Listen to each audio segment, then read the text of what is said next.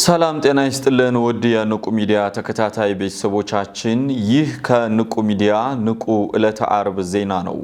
ዜናውን የማቀርበው እኔ መምህር ኢሳያስ ነኝ። አብራችሁን ቆዩ። በቅድሚያም በወቅታዊ ጉዳይ ከዝቋላ ደብረ ከዋክብት አንድነት ገዳም መግለጫ ተሰጠ። በስመ አብ ወወልድ ወመንፈስ ቅዱስ አሐዱ አምላክ። መምህር አባ ኢሳያስ ወልደ ሰንበት እባላለሁ። የዝቋላ ደብረ ከዋክብት አቡነ ገብረ መንፈስ ቅዱስ አበምኔት ነኝ።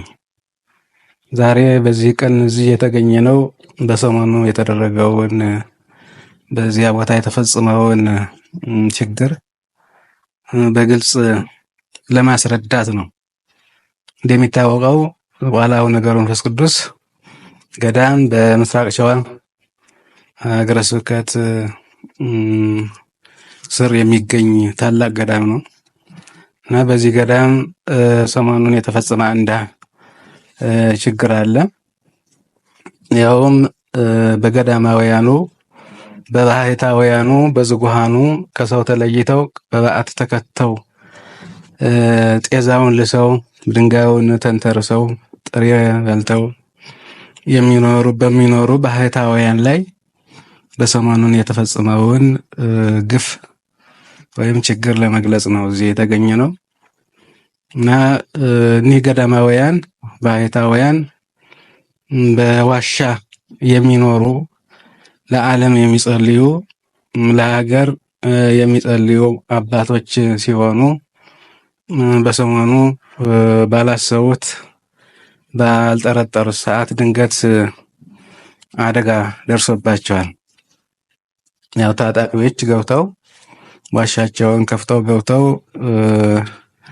አንዱን አባት ያው በግፍ በጥይት ደብድበው ከገደሉ በኋላ ወደ ገደል አስከሬናቸውን ወደ ገደል ጥለውት ነበር እና እዚያ ወደ 8 ያህል ነበሩ ባሕታውያኑ ያሉ 8 ናቸው። ለጊዜው አንደኛው ባሕታዊ ጠፍተው ነበር ሸሽተው ማለት ነው እና በዚህ ምክንያት 2 ተብሎ ተላልፎ ነበረ። ያው ያልተረጋገጠ ነው። እኛ ያው ስለጠፉ ያው እንደሞቱ ቆጥረን ነው ማለት ነው። ያው ተኩስም ስለነበረ ምናልባት ሙተው የሆነው ያሉ ተብሎ ነው አንደኛው 2 ተብሎ የነበሩት። ትክክለኛው ግን አንድ አባት ናቸው የተሰዉት።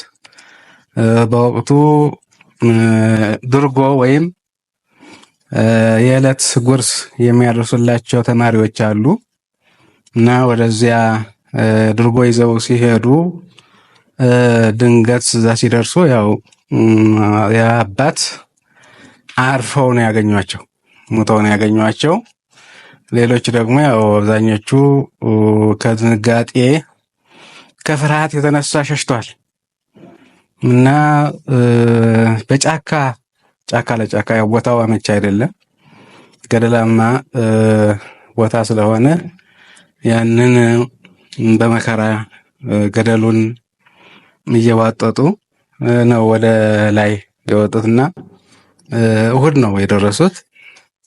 እዚያ ደርሰው እኔ አባት እንደተገደሉና እንደቀበሯቸው እንግዲህ ለጊዜው ሸሽተው ቆይተው ኋላ እነዚያ ገዳዮቹ ከሄዱ በኋላ ሄደው ያን አባት ከተጣሉበት ገደል አስከሬናቸውን አውጥተው ለጊዜው ነው በቂ ባይሆንም ያው አለቱ ላይ ትንሽ ቆፈር አድርገው አስከሬናቸው እንዲሸፈንና እንዲቀበር አድርገውታል እና ከዚህ በኋላ ያው ገዳሙ ከሰማ በኋላ ደወል ተደውሎ የተወሰኑ አባቶች ወርደው እንዲያዩ ተደርጎ እዚያ በኋላ ያው መልእክት ተላልፏል። የአባት አርፏል የሚል መልእክት ከተላለፈ በኋላ ወደ መንግስት አካላት ያው እዛም የመከላከያ ሰራዊት ማለት ያው የክልሉ ጸጥታ ኃይሎች ገዳሙን የሚጠብቁ አሉና ለነሱ ተነግሯቸው ያ በኋላ ወርደው ያለውን ሁኔታ ካረጋገጡና ካዩ በኋላ በማግስቱ ኃይል ተጨምሮ ከወረዳው ከአድሏላ ሌላ ኃይል በመጨመር ተጠናክሮ ወርዶ ያው የነበረው ጠላትም ይህንን ሲያይ የልዩ ኃይሉ ወይም የጸጥታ ኃይሉ መምጣት ሲያይ ተበታትነዋል። ከዚህ በኋላ አስከሬናቸውን ተሸክመው እስከ ገዳም ድረስ ላይ ወጥቶ በገዳሙ ከቀደሙት ሰማዕታት አጽም ጋራ እንዲያርፍ ሆነዋል ማለት ነው።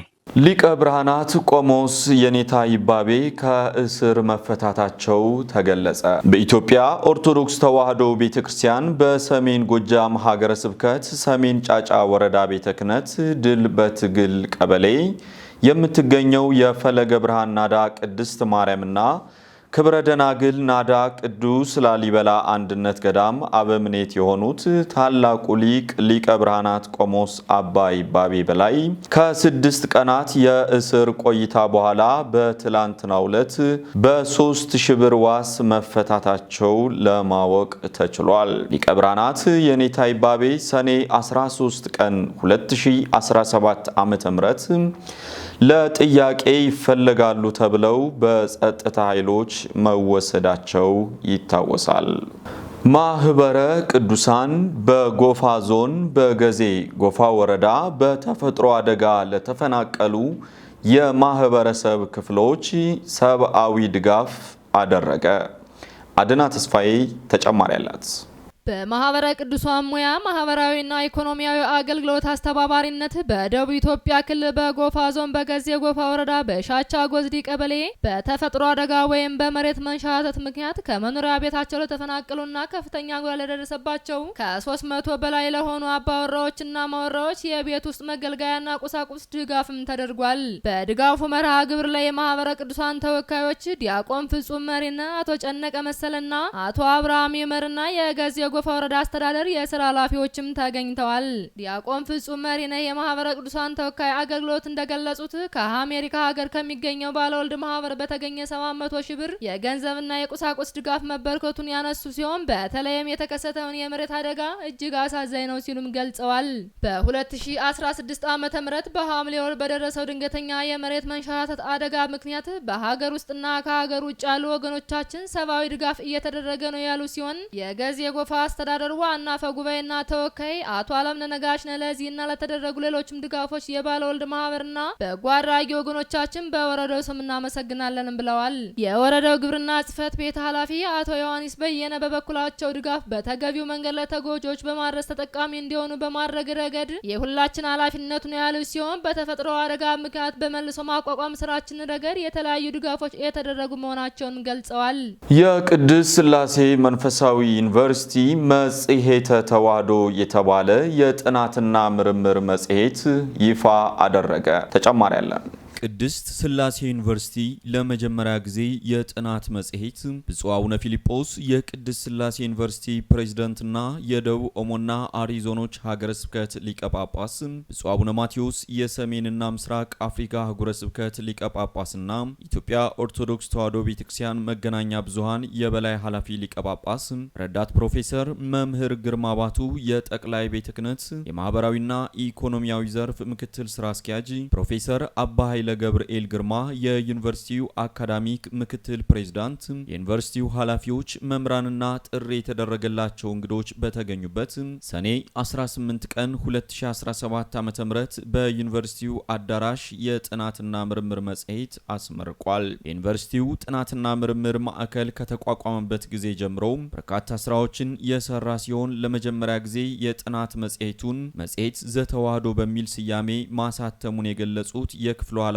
ረዳት ፕሮፌሰር አብርሃም መጽሔቱን ለማሳተም በርካታ ስራዎች መሰራታቸውን ተናግረዋል። የዩኒቨርሲቲው አካዳሚክ ምክትል ፕሬዝዳንት ፕሮፌሰር አባ ኃይለ ገብርኤል ግርማ ከዚህ በፊት ኮሌጅ እያለ ርቱ ሃይማኖት በሚል ስያሜ በ1999 ዓ.ም ጆርናል ኦፍ ሆሊ ትሪኒቲ የተባለ የጥናት መጽሔት ታትሞ እንደነበር አስታውሰው አሁን የዩኒቨርሲቲው ፕሬዝዳንት በመሆን ዩኒቨርሲቲውን እየመሩ ያሉት ብፁዕ አቡነ ፊልጶስ በወቅቱ በነበረው የምንኩስና መጠሪያቸው አባ ፊሊጶስ በሚል ስማቸው የሥነ ምግባር ምንነት በመጽሐፍ ቅዱስ የሚል ጥናታዊ ጽሑፍ አስነብበው እንደነበርና ዛሬ በተመረቀው መጽሔት ላይ በታተመ ጥናታቸው መሳተፋቸውን ገልጸዋል። አካዳሚክ ምክትል ፕሬዝዳንቱ አክለውም ይህ የጥናት መጽሔት የቤተ ክርስቲያናችን ድምጽ ሆኖ በትምህርት ሚኒስቴር እንዲሁም በዓለም አቀፉ መድረክ እውቅና እንዲኖረው ጥረት እንደሚደረግም ገልጸዋል። የዩኒቨርሲቲው ፕሬዝዳንት እና የደቡብ ኦሞና አሪዞኖች ሀገረ ስብከት ሊቀ ጳጳስ ብፁዕ አቡነ ፊሊጶስ በዩኒቨርሲቲው የመጽሔት ዘተዋህዶንና ሌሎች የምርምር ስራዎችን አጠናክረን በመቀጠል ዩኒቨርሲቲው ወደ ተሻለ ቦታ እንዲደርስ እየሰራን ነው ያሉ ሲሆን በመጪው ዓመትም ዩኒቨርሲቲያችን ከሐዋሳ ዩኒቨርሲቲ ጋር በመሆን ዓለም አቀፍ ኮንፈረንስ እንደሚያዘጋጅ ገልጸዋል። ብፁዕነታቸው አክለውም የተሰሩትን እያበረታታን ያልተሰሩ ቀሪ ስራዎችን እንሰራለን ብለዋል። በምርቃት መርሃ ግብሩ ላይ የተገኙት ብፁዕ አቡነ ማቴዎስ የምስራቅና ሰሜን አፍሪካ አህጉረ ስብከት ሊቀ ጳጳስና የኢትዮጵያ ኦርቶዶክስ ተዋሕዶ ቤተክርስቲያን መገናኛ ብዙሃን የበላይ ኃላፊ ጥበብ በጎዳና ትጣራለች በሚል መጽሐፍ ቅዱሳዊ ኃይለ ቃል ተነስተው የቀደሙ አባቶች ጥበብን ብራና ዳምጠው ቀለም በጥብጠው ጽፈዋል። ዛሬም ዕውቀትን ለበርካታ ዘመናት ለተለያዩ ተቋማቶቻችን ሲያካፍል የኖረው ቅድስት ሥላሴ ዩኒቨርሲቲ በየ6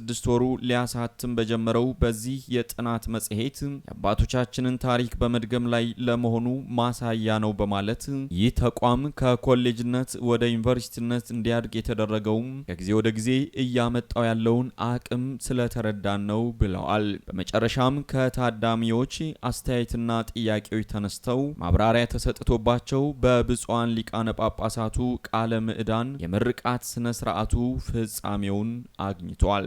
ዘገባው የቅድስት ሥላሴ ዩኒቨርሲቲ ሕዝብ ግንኙነት ነው። ለቀድሞው የቅርሳ ቅርስ የቤተ መጻሕፍት ወመዘክር መምሪያ ኃላፊ የሽኝት መርሃ ግብር አዲስ ለተመደቡት የመምሪያው ኃላፊ ደግሞ ደማቅ የአቀባበል ስነ ስርዓት ተካሄደ። አድና ተስፋዬ ዝርዝር አላት።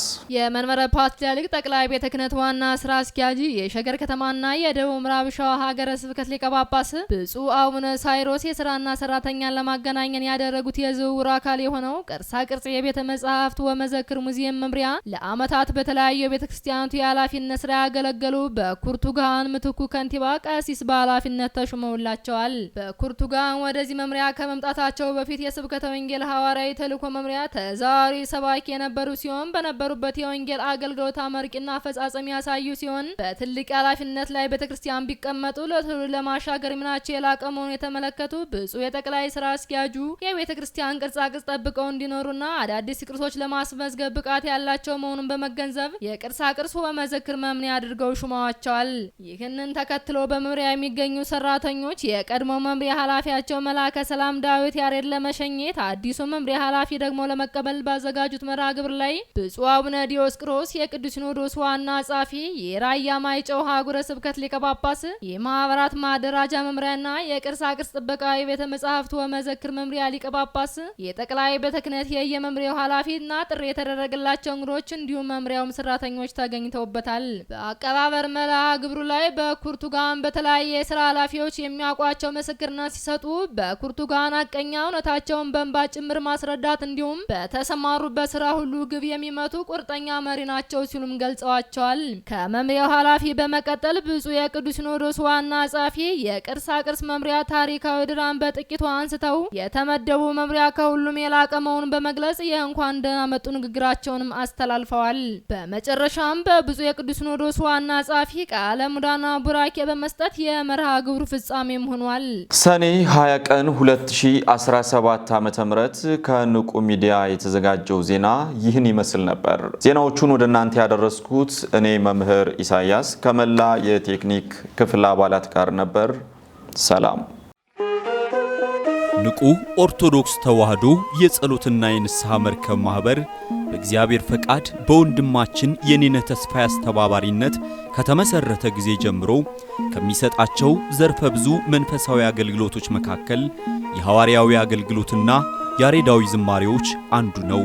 በዚህ ክፍል የኦርቶዶክሳዊ ተዋህዶ ቤተክርስቲያንን ዶግማና ቀኖና የጠበቁ ኦርቶዶክሳዊ ለዛ ያላቸው ለነፍስ እረፍትን የሚሰጡ ወቅታዊና ዘመኑን የዋጁ ስብከቶችና ያሬዳዊ ዝማሬዎችን በመላው ዓለም ለሚገኙ ተመልካቾቹ በንቁ ሚዲያና በኢትዮ ማህበር የዩቲዩብ ቻናል እያቀረበ ይገኛል። አገልግሎቱ በመላው ዓለም ለሚገኙ አማኞች ተደራሽ እንዲሆን በየዕለቱ የሚለቀቁ ስብከቶችንና መዝሙሮችን ላይክና ሼር ያድርጉ። እንዲሁም የዩቲዩብ ቻናላችንን ሰብስክራይብ በማድረግ የዚህ ታላቅ አገልግሎት ባላሻራ ይሁኑ። ንቁ ሚዲያ ርቱ የቤተ ክርስቲያን ልሳን